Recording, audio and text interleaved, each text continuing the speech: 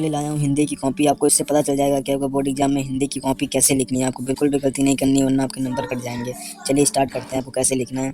तो सबसे पहले आपका एक संदर्भ आएगा, उसको आपको पहले लिखेंगे आप खंड बा, जिस भी खंड का होगा वो खंड लिख देंगे। साथ में गुणात्मक प्रश्न पर सूत्रों संख्या 1 होगा तो 1 लिखेंगे, 2 होगा 2 लिखेंगे। साथ में पहले संकेत डाल देंगे, शुरू की लाइन और आखिरी की लाइन, ठीक है। और संदर्भ लिख देंगे और लिख देंगे रेखांकन की व्याख्या। बिल्कुल ऐसे ही डिटेलिंग के साथ लिखनी, बिल्कुल भी कटपिट नहीं करना, नहीं तो आपके नंबर कट जाएंगे। नेक्स्ट पेज पे चलते हैं।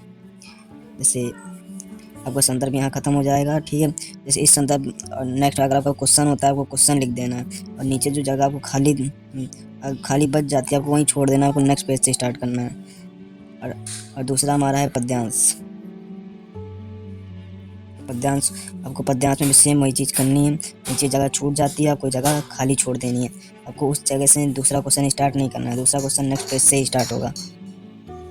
और तीसरा है हमारा संस्कृत गद्यांश हमारा तीसरा। इसका संकेत लिख देंगे, संदर्भ लिख देंगे, व्याख्या लिख देंगे। सेम उसी तरह आपको नीचे जगह छोड़ देनी है और नेक्स्ट पेज से स्टार्ट करना है। और तीसरा है हमारा संस्कृत पद्यांश, सर्वभौमतु सुखिनः वाला है, आपका श्लोक है। पहले संकेत लिख देंगे, संदर्भ लिख देंगे, अनुवाद लिख देंगे, ठीक है। और ये अनुवाद में भी आपको सेम सारी चीज़ें वैसे करनी है, सब आपको डिटेलिंग में लिखनी है।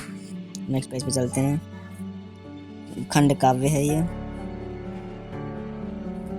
देखिए खंड काव्य है। खंड काव्य को आपको ऐसे लिखना है, देख लीजिए। इसको भी आप याद कर सकते हैं, ये पूरा एकदम मोस्ट इंपॉर्टेंट ही बनाया गया है।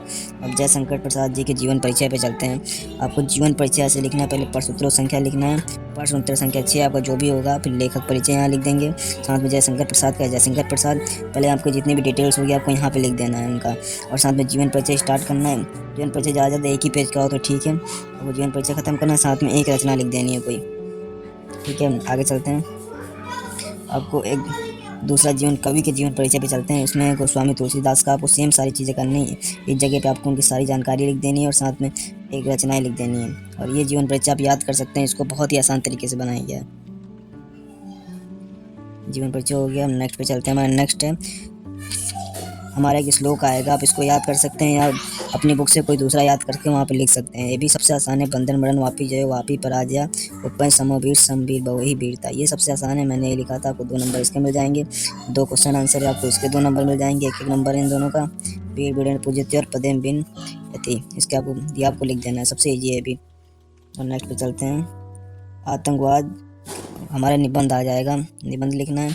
आतंकवाद पे जैसे निबंध है, पहले आपको रूपरेखा इसमें क्या लिखने वाले हैं, प्रस्तावना लिख देनी है, आतंकवाद का अर्थ है।